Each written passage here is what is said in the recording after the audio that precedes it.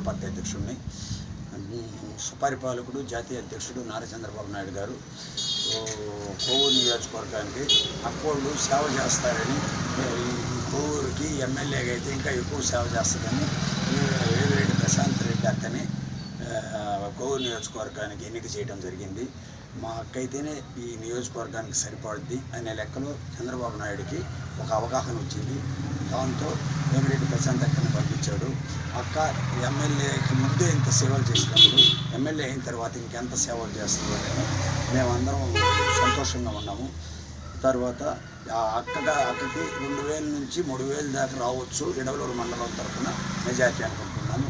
ఇడవలూరు మండలంలో ఉండే నాయకులు, కార్యకర్తలు, చెముకులు శ్రీనివాసులు మండల పార్టీ అధ్యక్షుడికి కొంచెం మంచి పేరు తేవాలని ప్రతి ఒక్కరు కష్టపడి వాళ్ళు 30 ఏళ్ళ నుంచి ఎప్పుడూ చేయలేనంత రాజకీయం చేసి అక్క గెలుపు కోసం నాకు మంచి పేరు తేవాలని ప్రతి ఒక్కరు కృషి చేసి, నాయకులు కానీ కార్యకర్తలు కానీ, నాకన్నా పెద్దోళ్ళు కానీ, నాకన్నా చిన్నదాన్ని కానీ, నా అన్నదమ్ముళ్ళు లాంటి వాళ్ళు అందరూ సేవ చేసి చెముకులు శ్రీనివాసులకి మండల పార్టీ అధ్యక్షుడికి మంచి పేరు తెచ్చారు.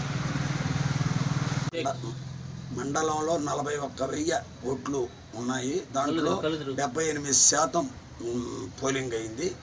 ఒక 2 నుంచి 3 వేలు మెజార్టీ రావచ్చని అనుకుంటున్నాను అక్కడికి. నేను చాలా 30 ఏళ్ళ నుంచి రాజకీయాల్లో ఉన్నాను. ఎప్పుడు మండల పార్టీ అధ్యక్షుడు పదవి నాకు రావడం నాకు పోయించిన అదృష్టం.